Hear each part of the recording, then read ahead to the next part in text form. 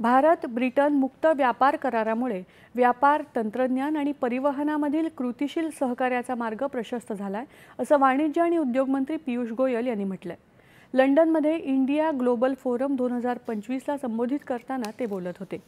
यावेळी गोयल यांनी भारताचा धोरणात्मक आर्थिक दृष्टिकोन सादर केला आणि प्रमुख क्षेत्रांमध्ये द्विपक्षीय लाभ वाढवण्यासाठी रोड मॅपची रूपरेषा मांडली।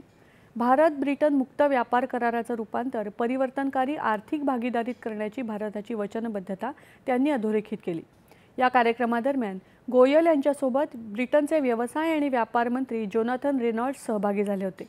यावेळी उभय मंत्र्यांनी मुक्त व्यापार करार हा दोन उत्साही लोकशाहींमधील सामायिक महत्त्वाकांक्षेचं प्रतिबिंब असल्याचं सांगितलं। हा करार केवळ द्विपक्षीय व्यापारच वाढवणारा नाही, तर राष्ट्रीय हितांची सुसंगत, संतुलित आणि भविष्याभिमुख व्यापार चौकटीने वाटाघाटी करण्याची भारताची क्षमता देखील दर्शवतो, असं गोयल म्हणाले। भारत